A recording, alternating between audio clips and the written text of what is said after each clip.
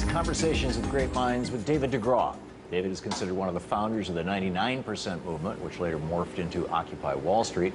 David is also the author of the upcoming book, The Economics of Revolution, and joins us from our New York studios. David, welcome. Hi, Tom. How you doing? Thanks for having me on. Great. Thank you so much for joining us. Let's start with you. What got you interested in economic justice, or in fact, how would you define what this is?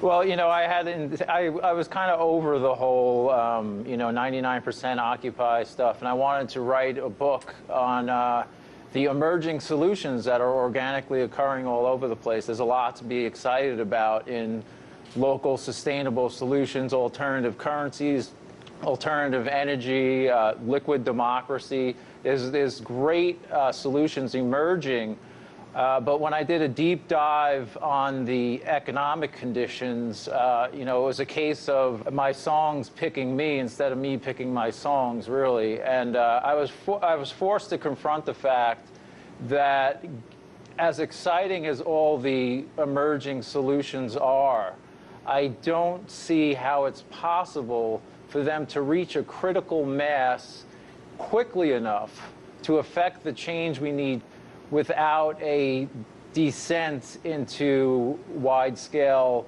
rioting and increasing crime. These are kind of the unfortunate truths I had to confront, and I laid it out, as you will see. There's more than enough wealth for us to eliminate poverty. Poverty should not exist in this country. You know, as you said at the top, there's $82 trillion in accounted for wealth in this country, and there's another $12 trillion that's hidden offshore and in non-financial assets that are, not counted in that $82 trillion. So we have a $94 trillion economy. We have that much wealth. And meanwhile, median wages are declining.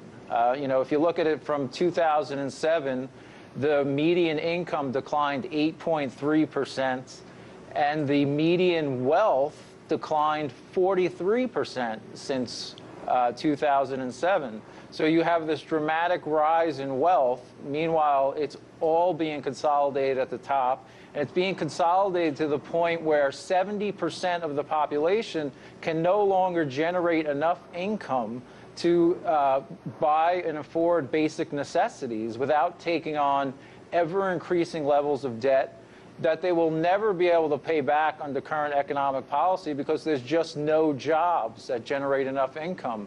I broke down, I did income correlations with cost of living. And look, you can just, it's a straight up mathematical argument. There are 213 million working age people in this country, and there are only 106.6 million full-time workers. That leaves 50% of the working age population, 107 million people, to fight over 28 million part-time jobs. So, and breaking it down even further, of the full-time jobs, 47% of them generate annual incomes under 35K. So that there's just literally no mathematical way for people to keep up with the cost of living due to the stunning consolidation of wealth within the 1%, and really at this point it's the 100th of 1%. In a technologically advanced society, you need fewer and fewer workers to produce the goods and services for the general population. So instead of this increase in productivity and an increase in wealth being a very good thing for overall society, because the wealth has been consolidated so sharply, it is leaving 70% of the population behind in ever-increasing debt. The difference between wealth production and median income is now at an all-time high.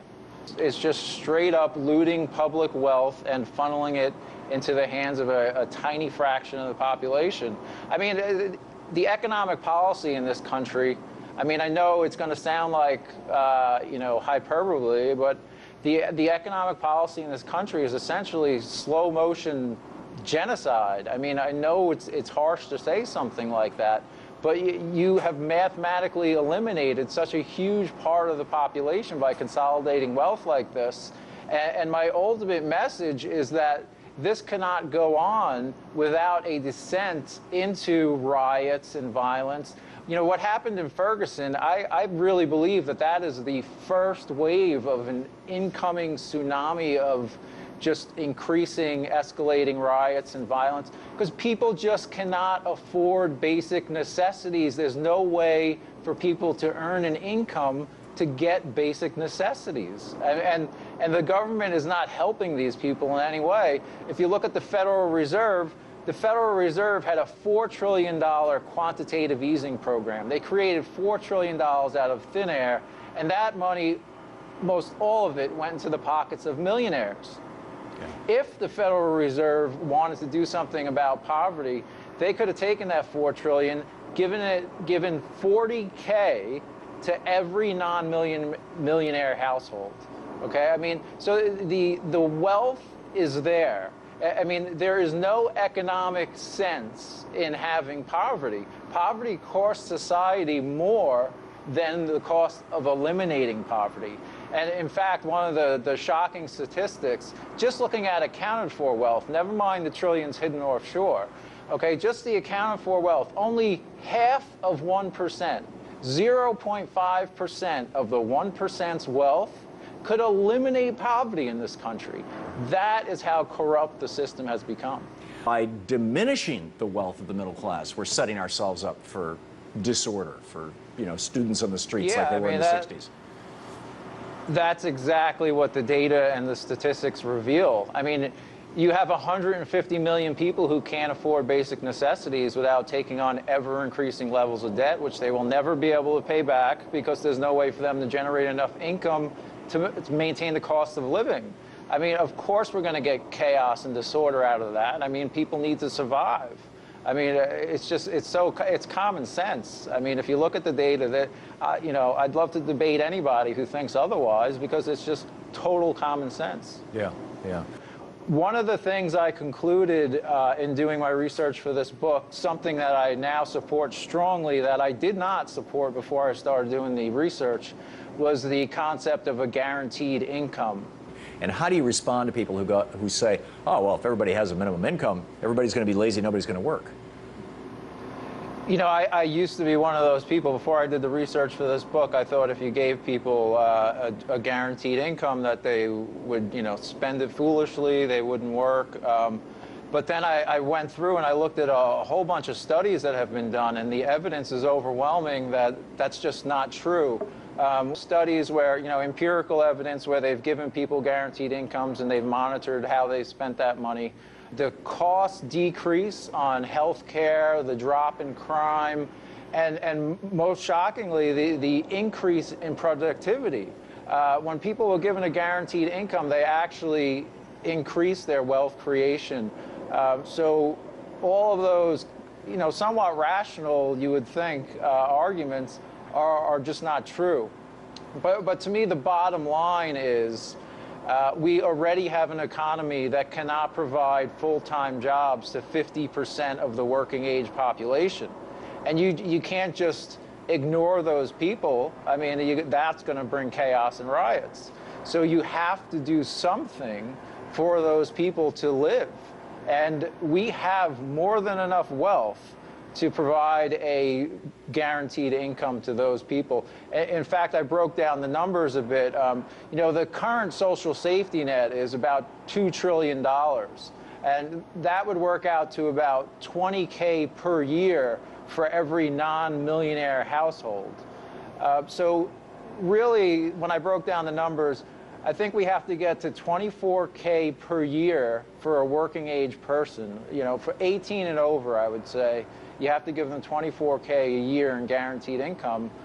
Otherwise, you know, in a technologically advanced society, we're just going to throw these people overboard. I mean, it's not possible. So as like an emergency stopgap answer, guaranteed income seems like it's something we have to do urgently. Yeah. It's just important to note that poverty costs society because of healthcare issues, crime, incarceration. We have the highest incarceration rate on the planet right now. worse than the Soviet gulags. I mean, our incarceration rate is off the charts, and you see what's happening with the militarization of the police force. We're actually criminalizing poverty now by making it illegal to be homeless at a time when more and more people are homeless. So, you know, the government's answer is to cut assistance programs and pour that money into building prisons. I mean, is that really the country we want to live in? I mean, it's just absurd. The bottom line is there is more than enough wealth for us to do this, and there is no sane economic argument to not do it. And, you know, happy to debate anybody on that because the statistics are very clear. It costs society more to ignore poverty than to wipe it out. Right. I mean, it's straight up math. So, I mean, look, there's whatever the problems are, we have solutions for them.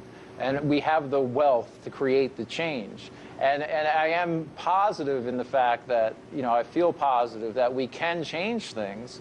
But, I mean, we just have to really raise our intensity because we don't have much time.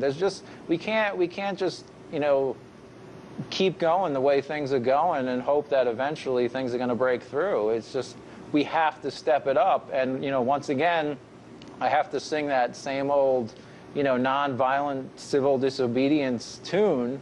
But, you know, we need to rally for solutions. I mean, we really do need a guaranteed income because, you know, like I said, 150 million people can't afford basic necessities. We can't just ignore these people. Ferguson was really a warning shot. It's a sign of what's coming. The increased desperation, increased militarization of the police force. I mean, we're sitting on an economic time bomb right now. We really, truly need to step it up. And I constantly want to move away from organizing and movement building, but it's ultimately what's required, whether I like it or not. I mean, come on, the political bribery racket's got to come to an end. I mean, campaign finance lobbying, the revolving door. I mean, this is just banana republic stuff that's happening now with the Supreme Court, unlimited spending. I mean, this is just such common sense, you know. But again, we have to change these things quickly, and the only way I see that happening quickly is for masses of people to get out in the streets and really shake things up. And, you know, the mainstream media conditions everybody. You know, they're propagandized into the status quo. And it's just not reality. And the reality is that we have 150 million people in this country who can't afford basic necessities. The reality is 70% of the working age population cannot generate enough income to buy basic necessities without taking on ever-increasing levels of debt that they'll never be able to pay back because there's no jobs to generate that income. I mean, this is just straight-up mathematics, you know? I mean, we have to get out in the streets and make stuff happen much faster than it's happening right now. I have a family to support. It's not in my financial interest whatsoever to be the nonviolent civil disobedience guy at all. But, you know, looking at the economic conditions, the window to change things through nonviolent methods is closing very fast.